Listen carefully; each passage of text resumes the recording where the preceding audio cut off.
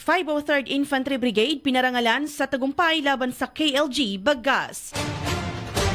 Binarangalan ng National Task Force to End Local Communist Armed Conflict o NTF-ELCAC ang 503rd Infantry Brigade ng 5th Infantry Division Philippine Army matapos itong tuluyang mabuwag ang Weekend Guerrilla Front Bagas ng Ilocos Cordillera Regional Committee. Pinamumunuan ni Brigadier General Renante M. Salvador, tinanggap ng 503rd IB ang prestigyosong Gawad Parangal 2025 sa Camp Melchor F. de la Cruz sa Isabela. Ang parangal ay isinagawa kasunod ng opisyal na pagpapatunay ng National Joint Peace and Order Coordinating Council Resolution No. 2025-03 sa pagkakadismantle ng KLG Bagas.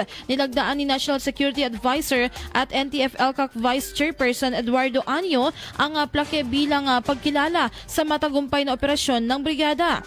Binati ni Anyo ang 503rd Brigade dahil sa mahusay na paggamit ng whole of nation approach na nagpatibay ng koordinasyon ng pamahalaan, militar at komunidad. Aniya mahalaga ang ambag ng brigada sa patuloy na pagsulong sa kapayapaan.